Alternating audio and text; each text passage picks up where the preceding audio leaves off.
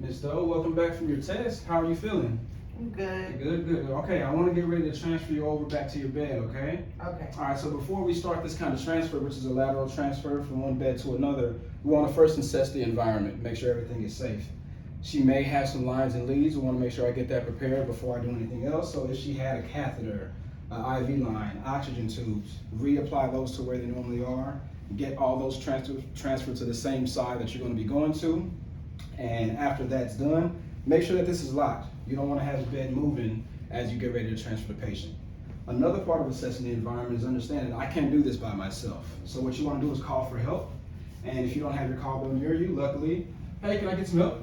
I have some help passing by right now. So assessing the environment is very, very important. And the way we're going to do this is by using the transfer board that we have located in the nursing stations. So we have our transfer board here. I'm going to pass this to you. And good communication with your helper is very important as well as communicating with your patient and letting them know what's going to be happening. So using that back acronym, we're going to make sure we have good body mechanics with bending in our knees and protecting our backs. We want to align our body with the load of the patient. So the load and the bulk of the patient is here. We want to make sure we're here. As we begin to facilitate the transfer, as we're communicating to the patient, we want to make sure that we're not pulling on the patient's arms. We don't want to do that. You want to pull anybody's arm out of their socket. We're going to be behind the shoulder as we're instructing the patient, and also behind the hip and the trunk, okay? So that's how we're going to facilitate that, as well as having the patient bend their knee to assist by pushing to the side they're going to be rolling to, which we're going to demonstrate now. All right, so let's go ahead and get right here and get prepared to put the board in. Ms. Doe, I'm going to have you turn towards me as the nurse slides the board under you, okay? So now we're going to start rolling you. I'm going to give you some instructions on how we're going to do it, okay? I want to have you reach over with this arm towards me, and I want to make sure I'm not pulling on the patient's arm. We don't want to pull their arm out of their socket.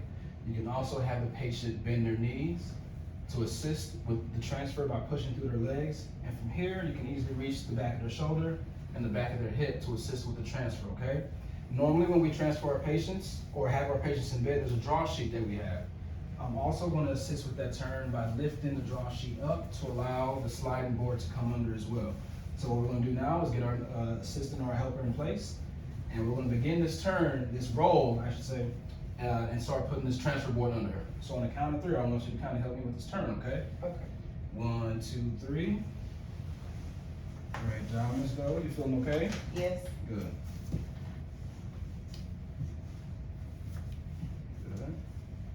All right, we're going to get ready to roll back. You're going to feel a little hump, okay? On 3, we're going to come back. 1, 2, 3. Good job, you okay? We're going to roll another time. You're going to go towards the nurse, and then I'm going to pull the board to get it completely under you, okay? Okay. Same thing here, reach across your body with the opposite arm. Let's bend this knee. Good job aligning your body with the load. Good body mechanics, bending with your knees. Good job grabbing the draw sheet. On the count of 3, 1, 2, 3. Good job. You're going to feel this board slide a little bit. And I want to keep my palms up as I'm getting the board over. Okay, and now we're going to come back onto your back. 1, 2, 3. Okay, Ms. Doe, we have the board under you now. Now we're going to get ready to transfer you over to the bed, okay? I'm going to walk around to the other side of the bed and push it close to you so that there's no space and no gap, okay? Okay, Ms. Doe, so we're going to get ready to transfer you, okay? Okay. As I said, I'm going to keep my palms up. As we're beginning this transfer, you want to find the little divots of where you can stick your hands and grab. Be careful as you do this transfer so you don't crunch your fingers up. And I'm going to discuss with my partner. On the count of 3, we're going to pull. I'm going to pull, you're going to push, and we're going to completely slide her all the way over, okay? And what you can do for me, just keep your arms crossed over your chest.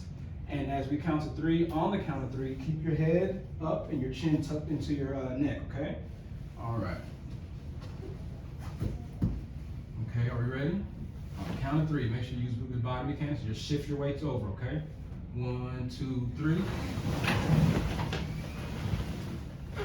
We're going to get ready to sit you up, okay? Okay. So what we're going to do is kind of incorporate some of the moves we already did by getting you to roll onto your side. And then while you're on your side, we'll get your legs off the bed, and then we'll prop you up, okay? I'm going to be communicating with you so you can kind of assist me as we do it. The more that you help, the safer it is for you, okay? So back to the back acronym again. I want to make sure I'm having good body mechanics. I'm aligning myself with the patient's load, and I am clearing the path. So what I want to have you do, let's give me your arm. Let's reach it across your body. Just like we did that previous roll, I want to get behind your shoulder. Let's bend this knee here. Good job. And on the count of 3, push through your feet, and we're going to turn onto your side. 1, 2, 3. Good job. You okay? Yes. Now from here, let's get your legs off the bed. Good. A little bit more. Good. You all right? Now on the count of 3 again, you're going to use the elbow closest to the bed to kind of dig in, and this hand here to push up. We're going to come up together as I use my other arm to support at her shoulder. All right, on 3. 1, 2, 3. Good. You okay? Yes. Key thing with all of our transfers we haven't mentioned yet is do not be afraid to get close to your patient. That's a good thing to help with our body mechanics. The further you are away from the patient, the more chance you have to increase your likelihood of getting injured. The closer you are, you decrease the load of every transfer you're doing, and the less likelihood of you getting injured. From this position here, as we begin to get the patient up, she's too deep into the bed. She can't stand up like this, her feet aren't touching the ground, so what we want to do is scoot her closer forward, away from the bed, to where her buttock and the higher part of her thigh is at the edge of the bed. The way we're going to do that, we're going to shift her body to the opposite way as we shift the opposite hip forward, okay? And we're going to support at the trunk, similar to the roller transfer. So we're going to lean over to your right side. On the count of 3, help me hike this hip forward, okay? 1, 2, 3. Good. We're going to go the opposite direction. 1, 2, 3. Good. And one more time. 1, 2, 3. Good. Do you feel like your bottom is still on the bed? Yes. Good. And we have your feet touching the ground. You feel okay?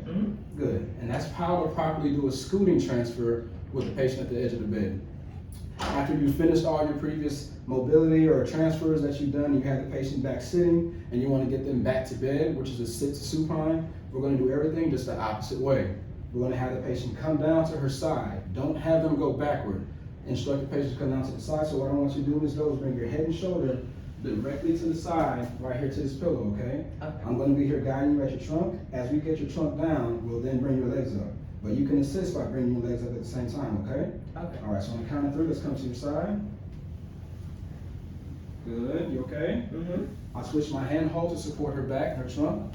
Let's get your legs up on 3. 1, 2, 3, good. Great job. And from here, we'll just allow her to roll back into a supine position. When you do all these transfers, your patient is not going to be perfectly where you want them, so we want to get them higher in bed so we can adjust the bed how they need to without them sliding down. All right, so I got my second helper here to assist me. I'm going to communicate with the helper, letting them know exactly what I'm going to be doing. We're just going to be scooting her up higher in the bed. And I've already told Ms. Doe what we're going to do. Before you do this transfer, assess the environment again. I want to make sure that the bed level is at the height of the shortest person that's helping with the transfer. I'm going to adjust that now. And right about now, we have it up to the hip of our shortest helper, okay? So what we're going to do, we're going to grab onto our draw sheet, palms up. We want to make sure we have a tight squeeze and grip on it that's closest to the patient. Communicate with the patient what we're going to do. Keep your hands crossed over your chest, and on the count of 3, tuck your chin into your neck, okay? Okay. And make sure you're shifting your weight as you do this transfer and not just using your upper body. That's how injuries can happen. So on the count of 3, we're going to shift up. 1, 2, 3. Good. Are you okay? Yes. Now, normally when we walk into a room, we see the setup just like this, where we use a draw sheet that's similar to this, that just covering to the mid-thigh up to below the shoulders. That transfer was done, but it could be done much simpler and easier by using these gray draw sheets here. They cover a larger surface area of the patient. They have helpful handles to hold on to make the transfer a little easier instead of grabbing onto sheets. A thicker, sturdier material so you can apply more force, and it feels lighter and it feels safer for the patient, and also supports the head and neck as well.